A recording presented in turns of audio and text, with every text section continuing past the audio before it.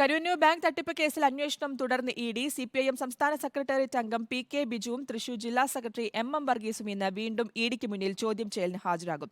Councillor P K. ഷാജിനെയും ഇന്ന് ചോദ്യം ചെയ്യും.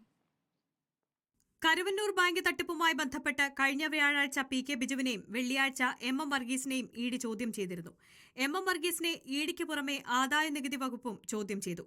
തുടർന്ന് തൃശൂർ ബാങ്ക് ഓഫ് ഇന്ത്യയിൽ ഇൻകം ടാക്സ് ഇൻവെസ്റ്റിഗേഷൻ വിഭാഗം പരിശോധന നടത്തുകയും സിപിഎം തൃശൂർ ജില്ലാ കമ്മിറ്റിയുടെ അക്കൌണ്ട് കണ്ടെത്തുകയും ചെയ്തു. അക്കൌണ്ടിൽ 5,10,00,000 രൂപയാണ് ഉണ്ടായിരുന്നത്. അക്കൌണ്ട് ഉടൻ ആദായനികുതി വകുപ്പ് മരവിപ്പിച്ചു. ബാങ്ക് അക്കൌണ്ട് സംബന്ധിച്ച് ഒന്നും ഒളിപ്പിക്കാനില്ലെന്നായിരുന്നു എം. വർഗീസിന്റെ പ്രതികരണം. ഇതുമായി ബന്ധപ്പെട്ട് തന്നെയാവും ഇന്നത്തെ ചോദ്യം ചെയ്യൽ.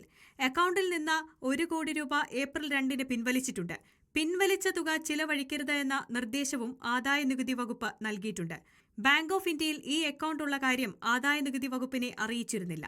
ഇന്ന് ആദായനികുതി വകുപ്പ് ഉദ്യോഗസ്ഥരും എം. വർഗീസിനെ ചോദ്യം ചെയ്യുമെന്ന് അറിയുന്നു. റിപ്പോർട്ടർ, കൊച്ചി.